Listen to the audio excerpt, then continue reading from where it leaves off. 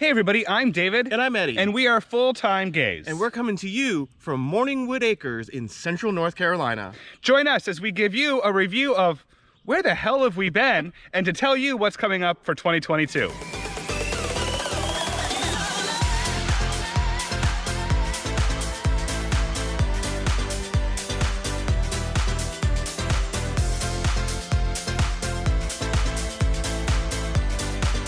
Hey everybody, welcome again from Central North Carolina. This is about our 17th take. We're out of practice, and you're probably wondering where the heck have we been? And we're going to talk about that.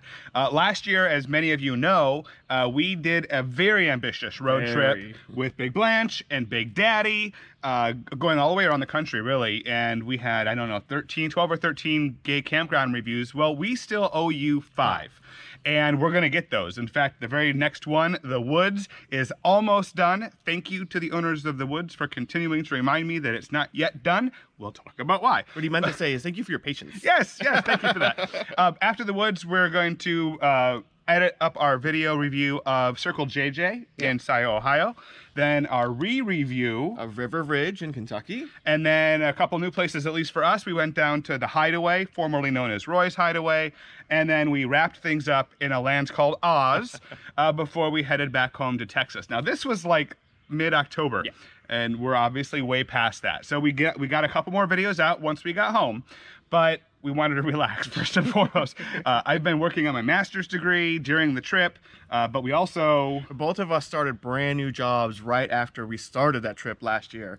And they both happened to be with startup companies, which is a lot of work. Yeah, it was a lot more in our plates than we anticipated when we created the itinerary. And so it was a lot more challenging this year, frankly, to not just go out and about. And some of the feedback we heard from, I won't say where in New York, was that those queens, they go around talking about campgrounds, but they never come out. Well, during the week, that was pretty much true. We were really heads down. So we got home, I got back on track with my master's degree, and then we moved. So part of the reason for all of our travels is we've always wanted to find out and scope out a spot for a new gay campground and where there might be a need for one. Mm-hmm. And we've also just kind of wanted to plant roots instead of just living life off the highway all the time. So we have bought 13 acres in North Carolina. Yeah, right in the middle of North Carolina. This has always been a goal for us to open up a gay campground. This has always been an area we've been eyeing. Yep. Even on our road trip, we spent a week down here with the camper just to kind of take a look and scope things out. But this property itself will not be a campground. It's not zoned right, and it's too many hills, really, for it to work. But this would be an RV friendliness rating of 0. Oh, big rig friendliness, honey. Remember our ratings. More to come on that over the next few years. That's something that we really hope to do. Yeah. So we bought this beautiful property with a gorgeous house. It's only a few years old. Then we decided to help my mother buy the house next door so that she can live a little bit closer to us instead of living way up in New York. Yeah, so we now have this house, and then with his mom have the house right next door. Yep. So our mortgage payments have gone up just a little bit. But then after that, I was, again, heads down in my master's degree. I just wanted to be done with it. But we had a couple of extra things coming up. So Golden Con. Now, there's a couple different ways you could interpret that. We're talking about the PG version of Golden Con. And some of you might be thinking Golden Con in a very different context. Yeah, no, not that one. The Golden Girls had a convention this year, for the Golden Girls fan convention this year in Chicago. And many of you may not know that we have a little bit of a kind of a special link with Betty White in that we created the Facebook group that led to her hosting SNL way back in like 2010. Yep. And so, I was honored to be like on her documentary video that played on her, what would have been her 100th birthday, rest her soul. So we got to go to Chicago to do that, which was really, really cool. I had just finished my master's degree and we were going to go celebrate. Exactly. So we decided to take a little trip on down to Puerto Vallarta, Mexico. We did. And while we were there, we had 3 wonderful days. Well, it's supposed to be more. But we actually got to see Juan, not Bill, but Juan and Bill of formerly StayWithFamily.com, who are our inspirations for this channel. So, kisses to both of you. But while we were there, we both came... we both tested positive for COVID. So we ended up having a little bit of an extended stay in Puerto Vallarta. Yeah, he was pretty symptom-free. I was not. I had a pretty good fever. It was a yucky couple of weeks, right?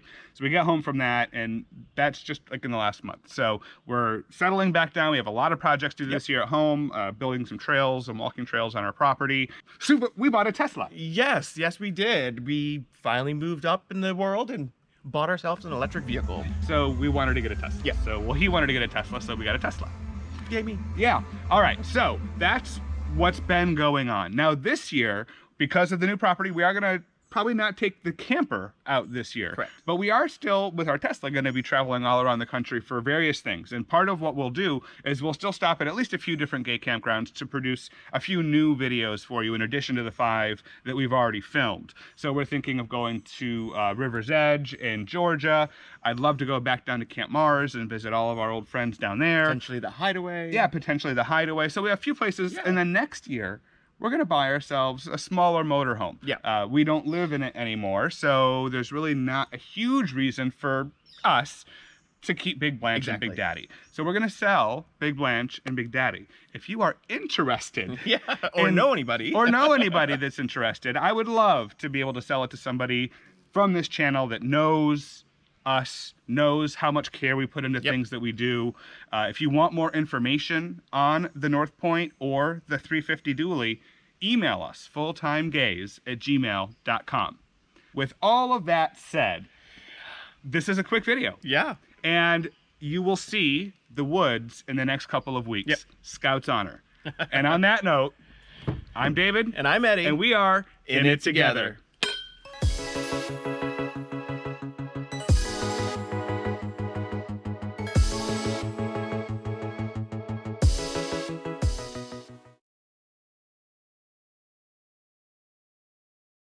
Started the petition to get Betty to host SNL. So how did that happen? And what was the trajectory like? And how was it to actually see it come to fruition? Well, it started on New Year's Eve of 2009. We were on a road trip visiting friends.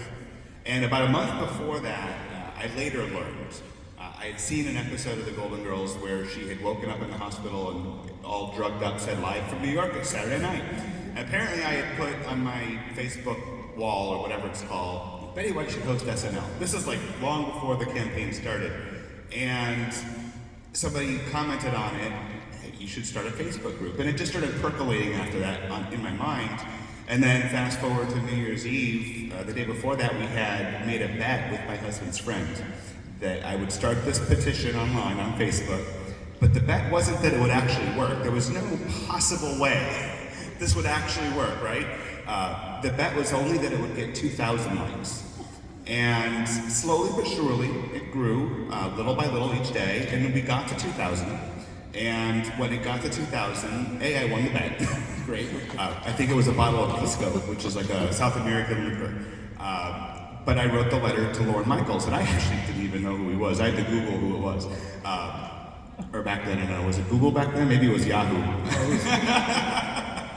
And so I wrote the letter, and it continued to grow little by little. And after about 5 weeks, it had grown to, I want to say 8,000 or 12,000, which is a lot, right? Way more than I expected. And all of a sudden, we had left for the day to go run some errands, and we came home that afternoon, and all of a sudden it was up to over 40,000. What the heck? Well, Perez Hilton had picked it up, and from that point on, it just grew like rocket fire. It was almost like a movement of sorts, which was great. I mean, it was possible all of a sudden that this could work. And so we got to do a lot of, I like to joke and say that for 3 months I was a G-list celebrity. I'm the B-list of B-listers. And so we got to meet some folks in the news and news business and whatnot. But eventually by March, it was announced that she was going to host, and it worked. Wow. And the rest is history. And what do you think was the reason that it caught on and did so quickly? I mean, the obvious answer is because it was Betty White. But I think it was one of those, you couldn't repeat it. You couldn't imitate it. It was just luck, and a big part of it was luck. It was the right person for a novel idea, SNL, at the right time. And, people would often ask, "Hey, did you get her career going?" And no, it never stopped. But B, she was already well into this renaissance that had happened. She had been in a proposal already. She had already filmed the Super Bowl Snickers commercial. It had aired during the run-up of the campaign. And then she had already been nominated for the Screen Actors Guild Lifetime Achievement Award. So all of those things were happening kind of at the same time, which bubbled Betty White up to the consciousness, I think, of the country. Again, not that she really ever left. Of course. But, wow, it's one of those, like, I never thought of this. I think a lot of people would look at that campaign and say, they're scrolling through Facebook, I never really thought about that, but yeah, that's a good idea, let me click like. It's not a commitment anybody's making, you just click a button. And 600,000 people did. Oh my God. Well, we have some audio, I think, of her backstage with us. Yeah, that's what I understand. We got to meet her backstage at SNL after she had finished filming. Oh, this is you backstage with her? I believe so. Okay, great. Yeah, I believe so. Let's listen. Well done. Well done. I saw you.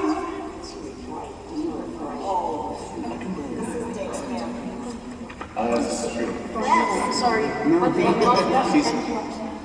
Which side do you want to hit first? It's the new sweaty house. Okay. All right. So do you want to...